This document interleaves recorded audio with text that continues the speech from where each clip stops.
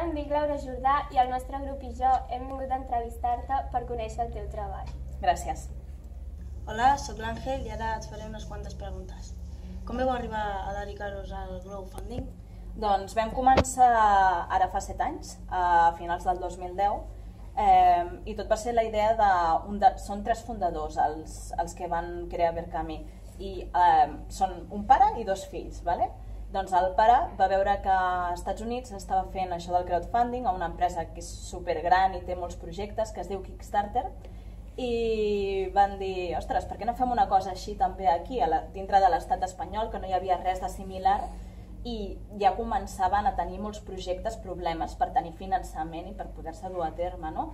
I van dir, ostres, és una bona manera, una manera diferent de poder aconseguir diners per fer projectes. I bé, van començar a fer-ho amb 5 persones només, amb 5 projectes, van començar a tirar endavant el projecte i després doncs ha anat creixent. Teniu èxit amb el vostre projecte? Doncs sí, la veritat és que des que va començar fins a dia d'avui ha anat creixent bastant la cosa i jo suposo que és també una mica per la realitat que estem vivint, no? Que cada cop hi ha més iniciatives que no poden veure la llum perquè ho tenen tot, tenen el talent, tenen la idea, però no tenen els diners. Llavors, poder comptar amb un model de finançament alternatiu més proper, més en contacte directe amb el públic, donar la possibilitat a aquests projectes a que vegin la llum.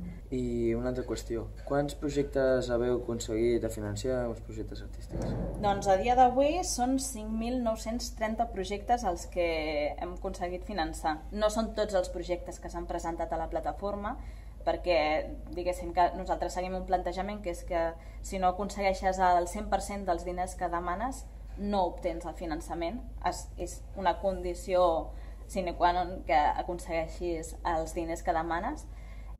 I algun exemple ens podries explicar?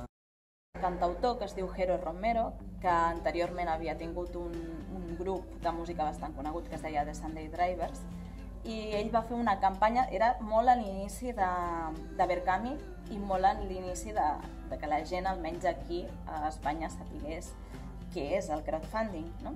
I ell va demanar 10.000 euros, que és una quantitat bastant alta, per fer un dels seus discs. No era el primer, però era un d'ells. I ho va aconseguir en la primera hora, no sé si la primera hora o el primer dia, però va aconseguir els 10.000 euros en un temps rècord.